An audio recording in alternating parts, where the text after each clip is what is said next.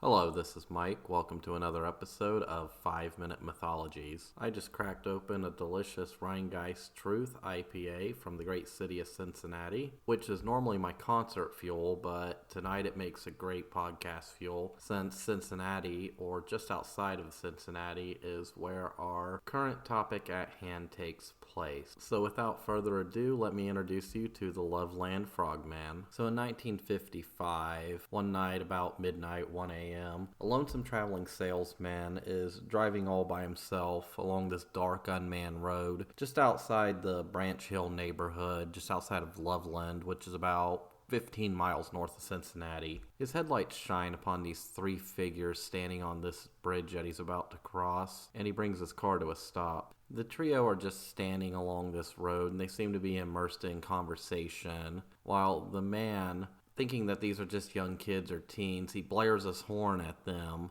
and angrily gestures for them to get out of the road. As he gets their attention, they turn around, and what he sees scares the living daylights out of him. For these aren't just three teenagers just hanging out having fun. These creatures have frog faces. They gesture at him, they croak, they hop off the bridge and disappear into the night. The man has just become the first eyewitness to the infamous Loveland Frogman. Now, the Loveland Frogman, or Loveland Frog, is a legendary humanoid frog described as standing roughly 4 feet or 1.2 meters tall, and it's allegedly spotted in Loveland, Ohio. Sightings of the Frogman go back to the 1950s, with the most prominent sightings being in 1972 and more recently in 2016. Always at night and always in the same general area. Now, while the urban legend doesn't really give us any origin story of the Loveland Frog or Frogman,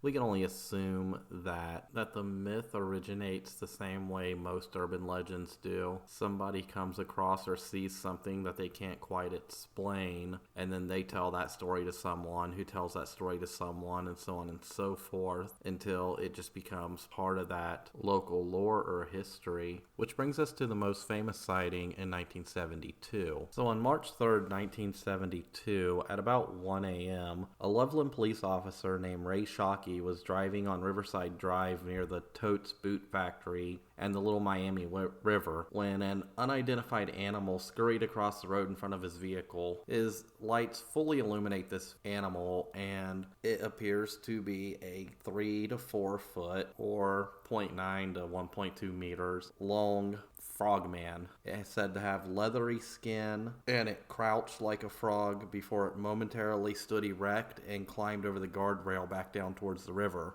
Now, probably having a knowledge of the local urban legend, his brain probably instantly clicked to, oh my god, I just saw the frogman. It's real. So naturally he reports the incident and blah blah blah. It kind of falls off. Well, 2 weeks later, another Loveland police officer named Mark Matthews reports seeing an unidentified animal crouched alongside of the road in the same vicinity where Shockey saw this same animal. However, Matthews decides, hey, I'm going to take out my gun and shoot this animal. Well, it turns out that this animal that he shot was an iguana. It was about 3 to 4 feet long, and it was missing its tail, which is kind of interesting because an iguana that big at night in this vicinity missing its tail, yeah, it's probably going to look like a giant frogman. So he throws it in his trunk and he shows it to Officer Shockey, and Officer Shockey confirms that this is the animal he saw. And they both come to conclude that this may have been someone's pet that had gotten too big and either escaped or that pet was released and at some point lost its tail because nature,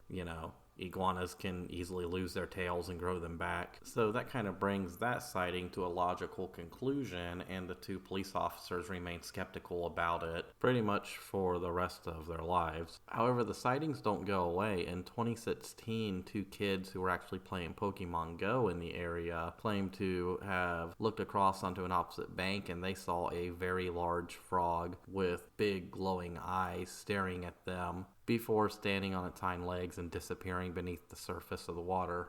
Now, skeptics say that that's just a hoax, that's just a modern inspiration of the urban legend. But what about the other sightings, the ones that date back to the 50s? Well, in 1954, a very famous film came out. You might know it as The Creature from the Black Lagoon. And this kind of inspired urban legends across the country of these kind of water monsters. And it's a good way to kind of explain things that are going on in rivers and lakes that people might see, but they might not understand. Their brain would justify it as some kind of monster. And that could have been the driving catalyst behind this myth all along. But who knows, maybe there are giant frogs out there. As we know, nature is capable of doing some really weird things. Or who knows, maybe the frogs are getting huge from drinking delicious Rheingeist Truth and eating Skyline chili. Of course, there is one thing that cannot be disputed. It is the only cryptid out there that has its own musical. Called Hot Damn, It's the Loveland Frog, which debuted on May 29th, 2014 at the Cincinnati Fringe Festival and ran for 5 performances, which all sold out. And just like every other cryptid, they have their own line of t-shirts too. So there you go. That's basically the story of the Loveland Frog. More proof that Ohio is a lot more than just corn and weird chili. We also have great craft beer, awesome cities, and our own cryptids as well. Once again, this is Mike with 5 Minute Mythologies. Catch me every Tuesday here and every other Thursday with Urban Legends and Conspiracies, our main kind of episodes, I guess. And if you like what I do and you want to see this project grow, share it with your friends, spam their social medias with my links, whatever. Reach out to me if you have any ideas for some episodes. And on that note, I thank you for listening.